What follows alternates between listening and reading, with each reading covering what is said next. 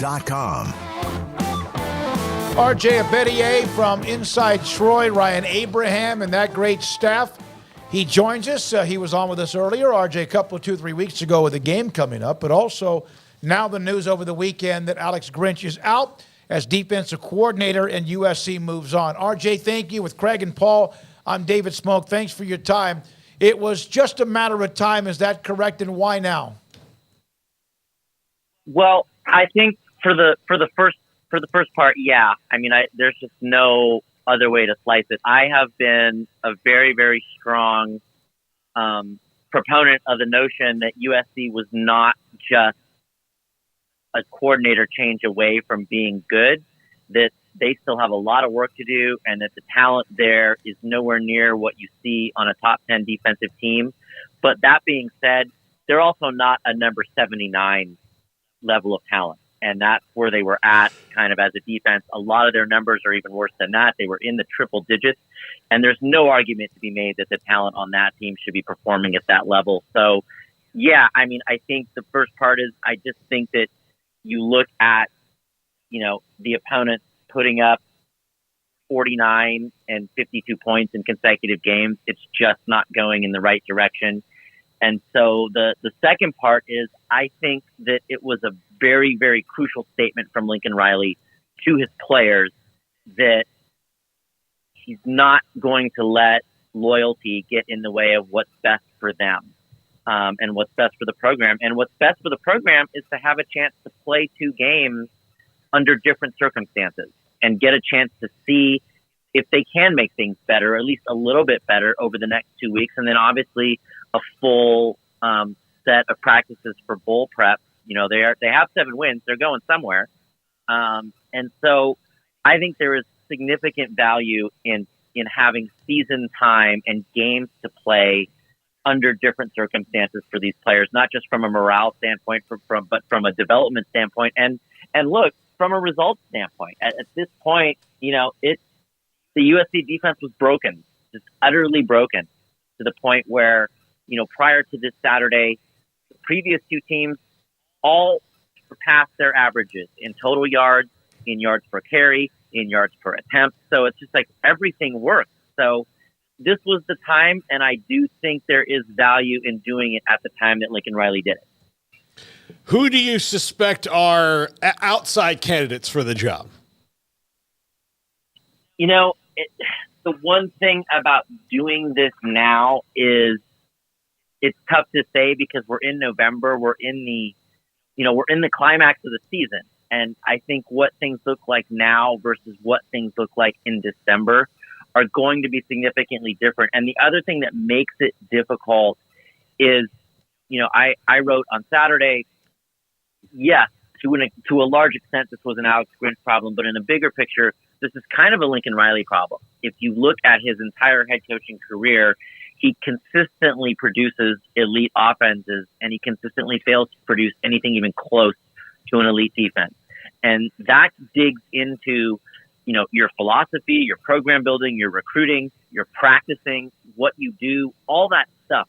And we don't know for sure just how much Lincoln Riley is willing to change, which is just a long way of saying, does he just reach back into the air raid tree? Does he just reach back into what's familiar, or does he really go after, an elite defensive coordinator or a position coach at an elite school whose time may have arrived? And there's just no way of knowing that. What I will say is that he's almost assuredly going to want somebody that's got legitimate coordinator experience. That would be the best scenario. Somebody who meshes with what he does. But I think the other piece of this is it's got to be somebody that can recruit both locally and on a national level. Because again, as I said at the top, you look at USC's front 7 and defensive line, front 7 talent. It's not first of all, it should be better than this, but it's not what it could and should be. And it's not what it needs to be if they're eventually going to be good. So I think to throw names out right at this second would be a little questionable because we just don't know where Lincoln Riley's willing to go to get what he needs.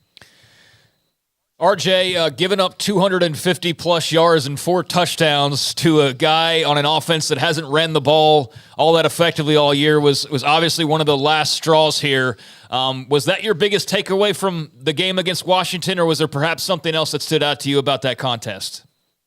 No, I think that's the headlining moment, and actually it's the specifics of it that make it really, really just kind of tough to deal with if you're USC. First off, Dylan Johnson had never gained more than 100 yards in a game. That's He had crazy. 263 against USC. Secondly, if you watched the game, there was an awful lot of indication on film that a lot of his big plays were set to be big plays before the ball was even snapped. And I asked All-American strong safety Kalen Bullock after the game, how many of the big runs were due to alignment issues or kind of pre-snap issues. And he basically said everything, all of them. So, when you're talking about a team that's just not even lining up properly, and is beat, like I said, before the snap on just way too many snaps, it's broken in a way that has to be addressed.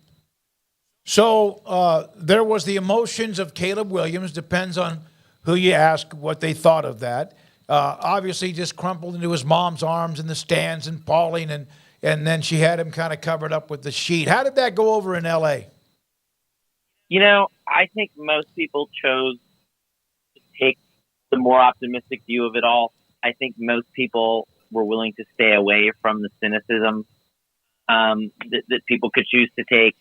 Look, it was an upsetting loss for the whole team. I mean, basically, if you saw the post-game press conference, they brought in 7 guys. Caleb Williams was one of them, and the looks on their faces were just utter disgust, utter frustration, and kind of utter embarrassment. It's not what you sign up for when you sign up to come play for USC. So, I think what you saw on camera with Caleb Williams was very indicative of what the vast majority of that locker room felt. And it's that specific kind of defeat where everyone told you were supposed to be good. You thought you were supposed to be good. And suddenly you are just not, you realize you're not as good as you think you are. And that's not specifically a Caleb Williams commentary, but that's just the team. And that realization, that's tough. That's tough to deal with for young players. That is the most unique way I've ever heard that put, where the where it hits you that you're not, because I don't think in any way, shape, or form thought that they were getting their 3rd loss until a bowl game, and that was everything went wrong for them this year. They were planning to be in the CFP. Yeah, that's 100% right. And look, a function of this is certainly the imbalance of their schedule, but the bottom line is they were 6-0. And in the last 4 games, they're 1-3. They needed, a huge comeback to win the 1, which is against the non-ranked team of the 4.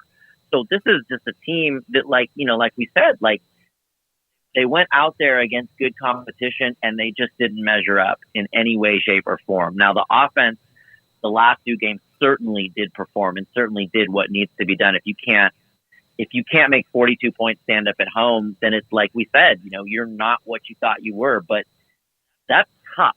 That's a little tougher than a situation where you kind of go into the season thinking you're not going to be good and the expectations are kind of minimized. And that doesn't exist at USC.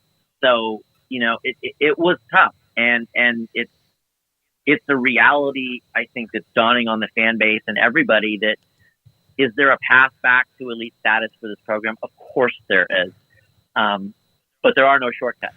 And it is going to take time, and it's going to take longer than I think most fans want to admit.